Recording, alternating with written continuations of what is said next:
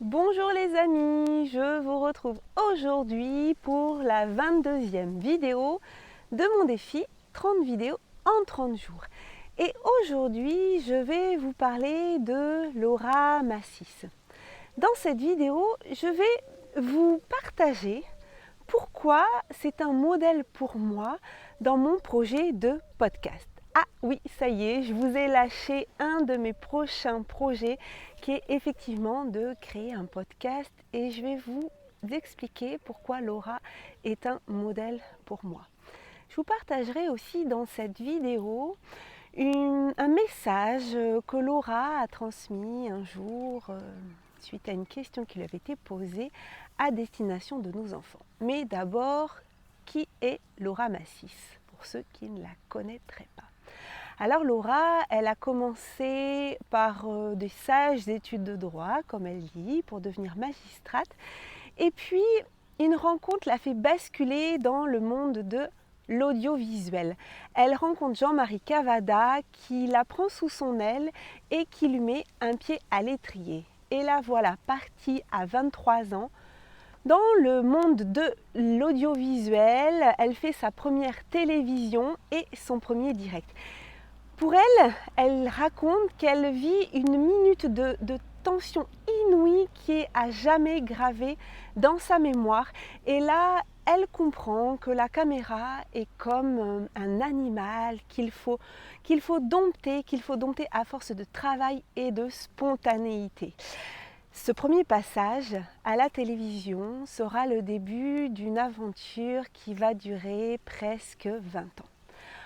Elle enchaîne après ce premier direct toute une carrière presque exclusivement en direct, où elle fait des émissions de plateau, des tournages en extérieur, des présentations de journaux télévisés et 1001 entretiens en direct avec de magnifiques personnalités. Mais là-dedans, elle n'a pas le temps de rêver, elle n'a pas le temps de se poser, elle n'a pas le temps de respirer. À peine un JT terminé, une émission terminée, qu'une nouvelle fenêtre d'information s'ouvre. C'est une course contre la montre. C'est permanent, elle a besoin d'avoir du coup ce mental de combattant et elle a cette habitude d'exister grâce aux autres, celles et ceux qu'elle interviewe. Et puis, le temps passe et sa joie de vivre diminue. Les nouvelles des informations, c'est un condensé de drames, de stress, de douleur aussi, et les instants heureux, finalement, n'ont que très peu de place. Alors, à un moment donné, il est temps pour elle, elle se rend compte, il est temps pour elle de regarder le monde avec un peu plus de recul, de prendre de la hauteur et de revenir à ce qui lui tient à cœur, c'est-à-dire l'interview. Et là, pendant les 5 ans qui suivent, elle invite en direct un certain nombre de personnalités qui sont nourrissantes, qu'elle choisit sur le grill en fonction de leurs aptitudes au bonheur. Mais 17 ans après, elle quitte le groupe France Télévisions. Elle quitte le groupe France Télévisions et elle se lance dans une aventure audacieuse qui est celle de l'entrepreneuriat. Elle lâche tout, un confort, une situation sociale et économique qui est confortable, en tout cas qui peut paraître de l'extérieur confortable, mais elle choisit cette aventure de l'entrepreneuriat. Elle se lance dans les conférences, elle écrit un livre, elle transmet, elle interviewe également. Mais ces interviews, c'est pas n'importe lesquelles. Elle a envie de créer vraiment quelque chose qui lui ressemble. Et c'est en octobre 2016 qu'elle crée les rencontres exclusives qu'elle organise dans le cadre d'un cinéma. Elle organise 6 rencontres exclusives avec des grands noms du développement personnel et de la médecine. Ces 6 rencontres, elle reçoit David Lefrançois et François Lemay, elle reçoit Frédéric Lenoir et Martin Latulippe, Lise Bourbeau, Mani et Sam, elle reçoit Frédéric Lopez, Serge Maki et la 6e rencontre, alors c'est pas forcément dans l'ordre, hein, Arnaud Rioux et Christine Michaud et aussi Michel Simès et Karine Champagne. Ces 6 rencontres exclusives qu'elle organise, on peut se les procurer. Voilà, elle a créé de jolis coffrets pour ceci. On trouve aussi des extraits sur sa page Facebook. Et là, elle est vraiment dans son élément, dans l'élément de faire venir des gens qui sont positifs, de donner plus, des gens qui ont envie de donner plus de sens à nos vies, à leur vie et à celle des autres. C'est vraiment de très belles rencontres. En mai 2017, elle décide de transmettre tout ce qu'elle sait des interviews, toute sa passion, toute son expertise, et elle crée une formation en ligne, master interview. Là-dedans, elle transmet ses pépites.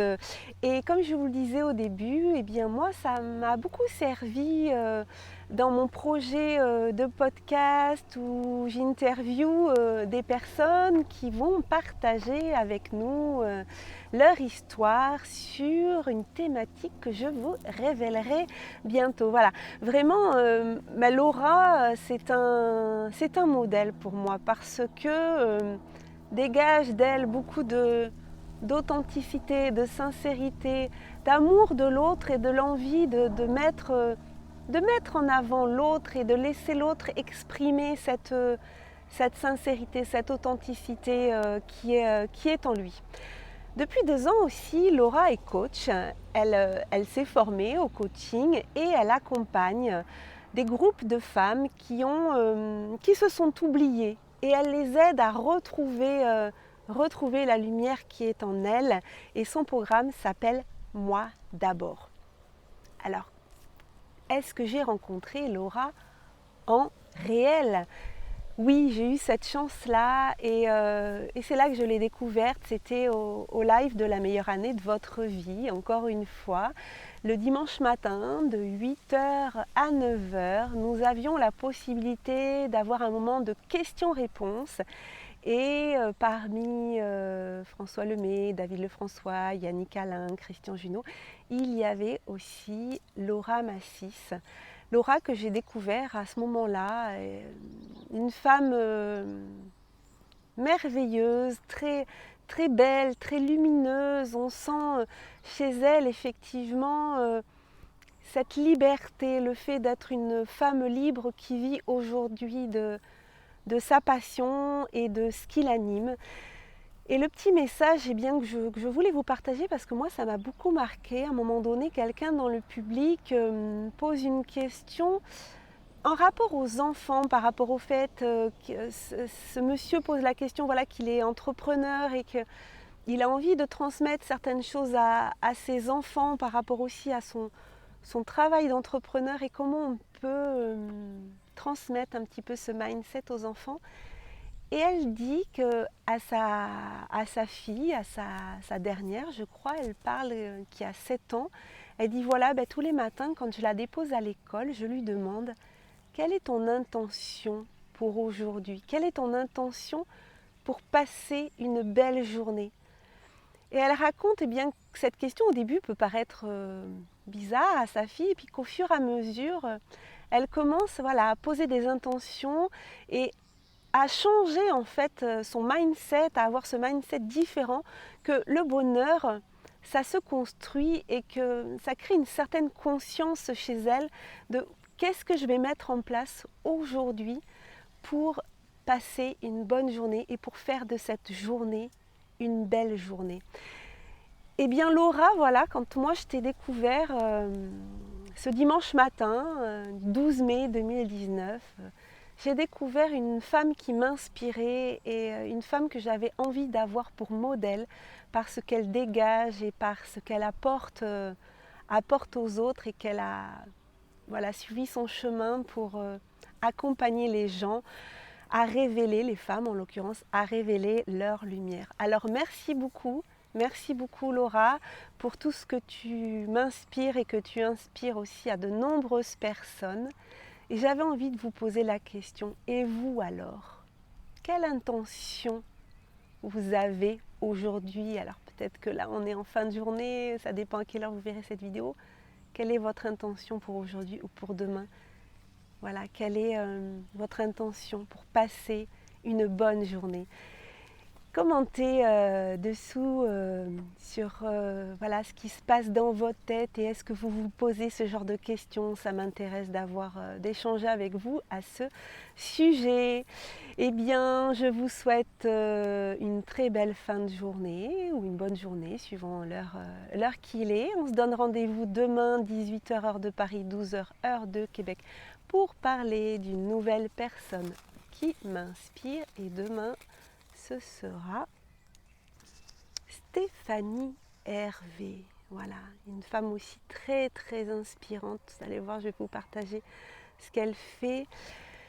Je vous rappelle mon défi, si vous l'acceptez, qui est de partager sur votre réseau social préféré un message à destination d'une personne qui vous inspire ou qui vous a inspiré avec le hashtag Tu m'inspires. Merci beaucoup de m'avoir écouté. J'espère que ces vidéos vous inspirent et qu'elles vous apportent beaucoup de joie. Si c'est le cas, eh bien cliquez j'aime. N'hésitez pas à partager aussi s'il y a des vidéos qui vous a inspiré et que vous voulez faire découvrir une des personnes dont j'ai parlé. N'hésitez pas à la partager et n'hésitez pas non plus à vous abonner à ma chaîne YouTube si vous avez envie d'être informé des projets qui vont suivre. Très belle fin de journée. À bientôt. Ciao.